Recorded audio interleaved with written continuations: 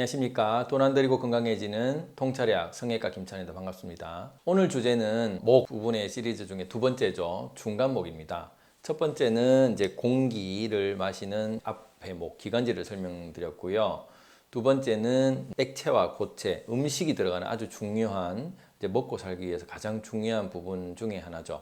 숨구멍도 중요하지만 먹는 구멍, 이 두 번째의 시간이 되겠습니다. 이 식도에는 여러 가지 질환들이 많습니다. 제일 많이 알려진 게 이제 역류성 식도염이 되겠죠. 이 역류성 식도염이 왜 생길까?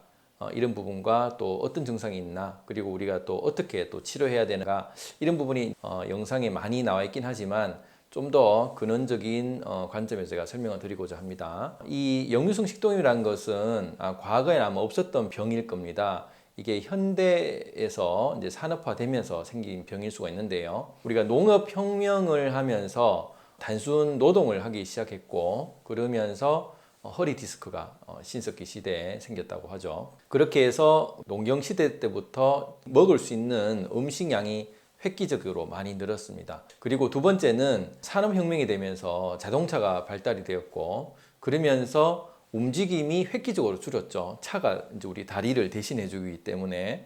그래서 먹는 음식은 많이 먹을 수가 있기 때문에 과식할 수 있는 상황은 많이 적고, 산업혁명이 되면서 차를 운전한다든지 뭐 아니면 교통편이 좋아지다 보니까 움직임이 훨씬 둔해졌습니다. 이런 현대 문명이 역류성 식도염을 생기게 할 수 있습니다. 그러면 이 부분이 왜 그런가에 대해서 설명을 드릴 건데요. 일단 식도라는 것은 일방통행입니다. 그러니까 입안에서 들어가서 밑으로 중력을 통해서 내려가 가지고 위에서 산을 거쳐서 음식이 부식이 되겠죠. 그렇게 해서 이제 소화 과정이 시작되는데, 실제는 입안에서부터 소화가 먼저 되겠습니다. 입안은 우리가 이하선이나 침샘 등이 알칼리성 그 소화액을 내뿜습니다. 이 알칼리 소화액이 음식을 부드럽게 해주는 역할을 하죠. 그래서 그 세포들을 하나씩 분리를 좀 해서 좀 부드럽게 해주는데, 이게 넘어가면서 식도에서 알칼리가 계속 유지가 되다가 위에 문이 열리면서 산성화되어 있는 문으로 들어가게 됩니다.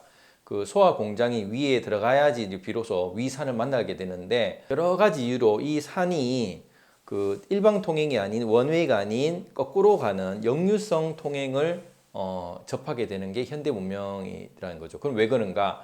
첫 번째는 들어가는 게 많이 들어갔었을 때 그렇습니다. 그러니까 위에서 보관할 수 있는 양보다 훨씬 더 많이 넣을 때, 그래서 우리가 먹는 음식이 워낙 요즘 많이 깔려 있다 보니까 그런 단 음식, 매운 음식, 짠 음식을 많이 먹다 보면 이제 과식을 하게 되고, 그러면 위는 이제 소화를 시켜서 내려야 되는데 뭐 적정분보다 훨씬 많이 먹으면 어쩔 수 없이 위로 올라가게 됐죠. 특히 우리가 기름진 음식이라든지 커피 같은 거, 또 스트레스 같은 경우가 있으면 위에 문이 열리면서 역류성을 유발할 수 있습니다. 그래서 기름지거나 이런 커피 같은 것은 역류성 식도염에 안 좋다고 이제 의사 선생님한테 많이 들었을 겁니다.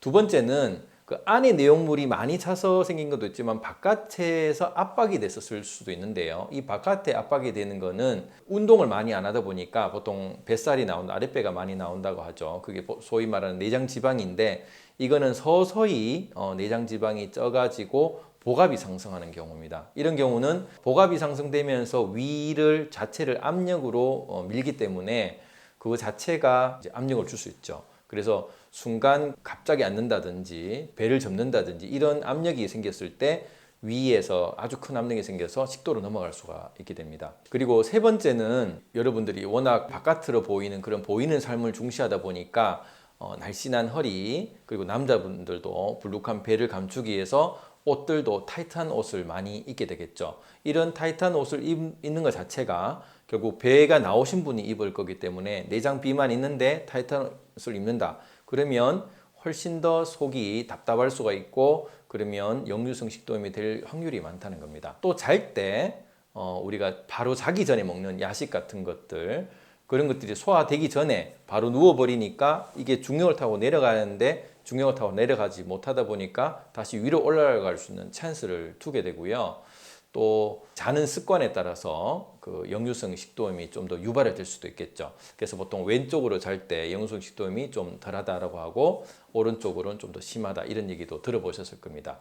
그래서 이런 안쪽에 음식이 많은 경우, 그리고 바깥에 압력이 많은 경우, 그리고 생활 습관에 따라서 이런 여러 가지가 역류성 식도염을 유발한다.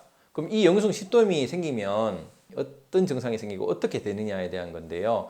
결국 오래 쌓였던 습관에 의해서 식도염이 발생하다 보니까 이 습관들은 사실은 고치기가 쉽지 않죠. 우리가 담배를 피다가 갑자기 폐가 어떻다고 해서 금방 쉽게 끊지가 못하듯이 5년, 10년 누적이 되어온 습관을 하루아침에 역류성 식도염을 방지하기 위해서 생활습관 바꾸겠다. 이게 쉽지가 않다는 겁니다. 이미 해왔던 것이죠. 물론 이제 발의 식도라든지 암 전 단계가 될 정도로 굉장히 위험하다 그러면 무언가 깨달아서 뭔가 해야 되겠다고 생각하시지만 보통 식도염은 뭐 국민들 다 앓고 있는 병 아니야 라고 쉽게 또 간과할 수 있기 때문에 고치기가 쉽지 않은 것은 사실입니다. 그러면 이런 증상들이 어떻게 될까를 한번 생각해 보셔야 되는데요.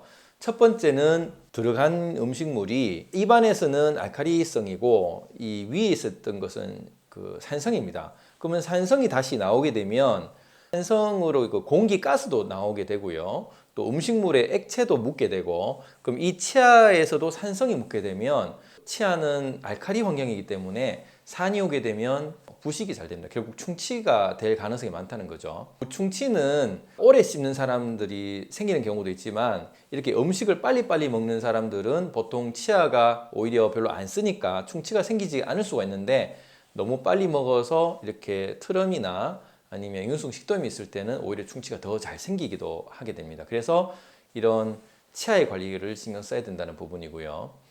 두 번째는 이 목에서 음식물이 나 액체 아니면 기침을 하면서 이 산성의 액체들이 후두를 건드릴 수가 있습니다. 그러면 역류성 후두염이라고 들어보셨는지 모르겠는데 후두의 어떤 염증이 산성으로 만약에 걸린다면은 목에 칼칼하거나 이물감이 있거나 뭔가 계속 하는 이런 현상을 생길 수가 있겠죠. 그래서 뭔가 목에 걸리적거린다 이런 분들이 보면 역류성 후두염의 증상 중에 하나일 수도 있다.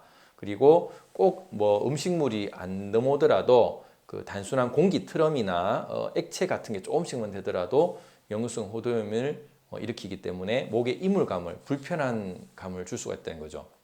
세 번째는 이 식도 자체가 알칼리 환경에서 산성으로 바뀌게 되면 이 위라는 것은 실제 프로스타글란딘이라는 산에 아주 강한 그 프로텍션 방어 물질이 있습니다. 그래서 위가 그 강한 상성, 쇠도 부식할 수 있는 산성을 안 다치고 위 전망을 보호할 수 있는데 식도에는 그런 방어 물질이 없다라는 거죠. 그럼 그 산이 왔었을 때 궤양이나 이런 염증이 생기기가 쉽다는 겁니다. 나중에는 만성으로 생기면 이제 발해식도라고 해서 식도암의 전 단계로 갈 수가 있다는 것이죠. 그렇게 해서 이런 신물이 올라오면 이제 목이 타들어가는 가슴이 아프다. 그래서 이게 가슴 통증으로도 오해를 할 수가 있고 심지어는 이게 심했을 때는 심장 쇼크하고도 연관이 있다는 얘기들을 하는 사람도 있습니다. 그리고 이게 또 만성화되면 굉장히 짜증나기 때문에 또 우울증의 한 원인이 된다고도 얘기를 할 정도로 결국 이 역류성 식도염이 단순히 국민병이라고 뭐 치부할 게 아니라 하루아침에 고치지 않으면 결국 이게 굉장히 자기를 괴롭게 하는 고질병이 될 수가 있다. 그리고 나중에는 심각하면 암이 될 수가 있고 우리가 먹고 살려고 하는 가장 중요한 목구멍을 자기 스스로 방치를 하는 거기 때문에 열심히 돈을 벌고 열심히 운동을 하고 건강을 챙기는데 먹는 거 자체에서 중요시하지 않다 보면 결국은 몸이 망가지기 쉬운 결국 가장 중요한 목구멍을 관리하는 게 중요하다 이런 얘기를 드립니다. 그리고 우리가 먹는 음식도 또 신경을 써야 되겠죠. 아까 얘기했듯이 너무 기름진 거라든지 너무 과식을 한다든지 또 야식을 또 한다든지 그리고 또 그 음식물 중에서도 특히 기름진 동물성 음식들이 위산을 많이 분비를 하게 하죠. 그래서 이런 위산이 과다하게 분비되는 거를 막으려면 아무래도 야채라든지 과일이라든지 좀 소화를 잘 될 수 있는 그런 부분을 하는 게 좋습니다. 특히 인스턴트 식품 같은 경우는 여러 가지 화학적 성질을 이용해서 굉장히 가공을 많이 하다 보니까 우리 몸에서 분해하기가 굉장히 어렵습니다. 이렇게 분해하기 어려운 게 우리가 위산을 좀 더 많이 분비를 하기 때문에 이런 인스턴트 식품을 먹지 않는 것도 역류성 식도염을 방지하는 중요한 부분이 되겠죠. 그래서 이런 여러분들의 어떤 생활 습관 하나하나가 결국은 역류성 식도염을 만들었고 이 식도염이 나중에 여러분을 굉장히 힘들게 하는 고질병이 될 수 있기 때문에 하나하나 생활 습관을 고쳐서 일찍 먹고 그 2시간 정도 지나고 나서 좀 잔다든지,